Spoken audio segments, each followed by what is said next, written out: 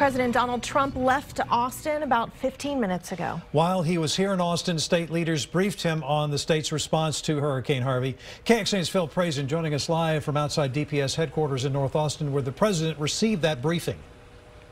The president just left maybe less than an hour ago, and then we got a briefing from our congressional delegation from D.C. It was really about what the federal government's role is now after at least the storm in our area has passed. And the top leaders were here from HUD, FEMA, and the Small Business Administration. Now, this is your tax dollars at work. The federal government really doesn't help much with the emergency responders to disasters on the ground. That's left up to the local and state workers. What the feds do afterwards is come in with the checkbooks to help rebuild. Most of it is through FEMA.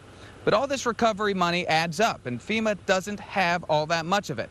It has a bank account of just more than $3 billion right now. That won't be enough for the predicted 450,000 people that will apply for some type of aid after this storm is all said and done.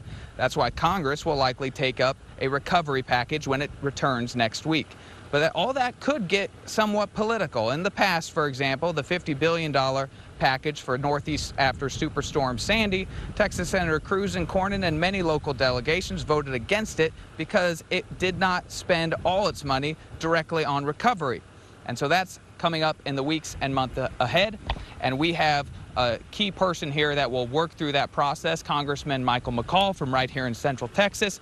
Thanks so much for joining us. Thanks, Phil. What's going to be your focus when you go back next week, right? What's important about passing a recovery package? Well, I think, right now I provide oversight for the department. So right now it's really getting FEMA to coordinate with state and locals. We were just at the State Emergency Operations Center with the president, the governor, the whole team put together. Make sure the communication's taking place. I mean, for instance, I got a call from the county judge in Harris County.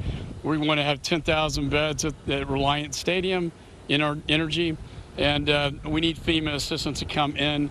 They're not here yet. So a lot of it is getting people at the right place at the right time. As you said, state and locals do the first responding. FEMA and the federal government comes in with assistance after the fact. So we'll be looking at an emergency supplemental bill that will provide both SBA loans, HUD funding for housing. FEMA, probably the biggest part of this, $3 billion disaster recovery fund in place right now. As you can imagine, this is a multi-billion-dollar disaster that is being depleted very rapidly. And so we're going to have to look at filling that back up, those coffers back up to provide that assistance during the recovery phase. And some of this stuff can get really expensive, with the Sandy package being $50 billion last time. Senator Cornyn said that it's going to be bigger than that this time. Still on the preliminary numbers, this stuff can add up. What made this storm so different in our Central Texas area than storms in the past? I think it has surpassed now. It's been the heaviest rainfall of any previous storm. My grandfather survived the 1900 Galveston hurricane.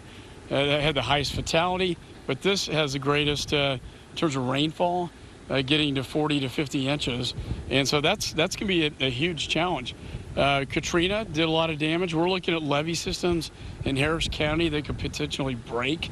If that happens, neighborhoods downstream will get flooded. So this is going to be a very economically expensive recovery. Katrina was about $100 billion.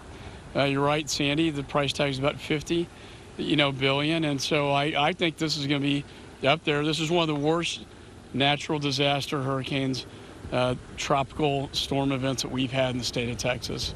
Congressman, thanks so much for your time. Thank you, Phil. And we'll send it back to you in the studio. All right, Phil, thank you very much. And here's a look at the breakdown of federal assistance. The Public Assistance Grant Program reimburses local and state first responders and emergency workers up to 75%. This could be used for overtime staffing, supplies, resources, and equipment. And then there is the Individual Assistance Program. People with homes or property damaged by the storm can apply for grants from FEMA for housing and other needs like medical and dental care. Then the Small Business Administration offers disaster loans that must be paid back at a low interest rate. Someone can borrow up to $200,000 to replace a home and $40,000 to replace property.